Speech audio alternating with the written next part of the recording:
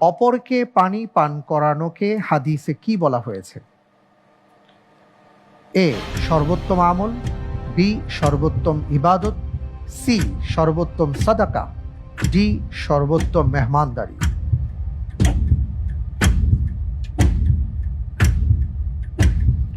আমি এই প্রশ্নের উত্তর হিসাবে আমার প্রিয়জনের সহযোগিতা চাচ্ছি। আচ্ছা, লাইফ লাইন প্রিয়জন সহায়তা দেয়া হোক।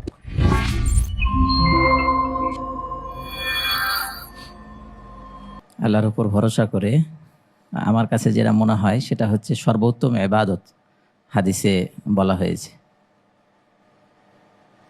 জি, অনেক অনেক ধন্যবাদ আপনাকে যে আপনি বলেছেন সর্বোত্তম ইবাদত, অর্থাৎ অপশন বি তিনি চুজ করেছেন। অপরকে পানি পান করানোকে হাদিসে কি বলা হয়েছে?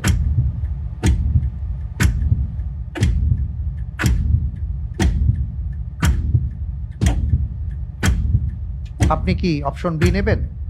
যে ইনশাল্লাহ, ফিক্স করে দিব। ইনশাল্লাহ। লক করা হোক অপশন বি সর্বোত্তম ইবাদত।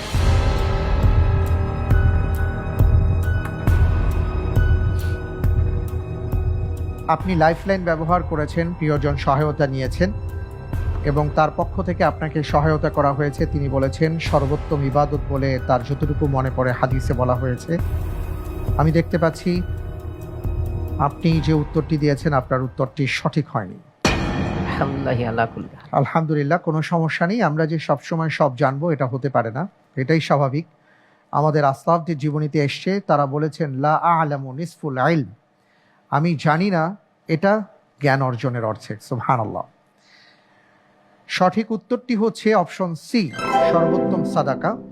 সাদ বিন ওবাদা রাদিয়াল্লাহু তাআলা আনহু থেকে একটি হাদিস আছে, যে হাদিসের মধ্যে বলা হয়েছে কুলতু ইয়া রাসূলুল্লাহ আইয়ুস সাদাকাতি আফদল, ইবাদতটি কোন সাদাকা সর্বোত্তম? তিনি বলেছেন সাকিউল মা, মানুষকে পানি পান করানো।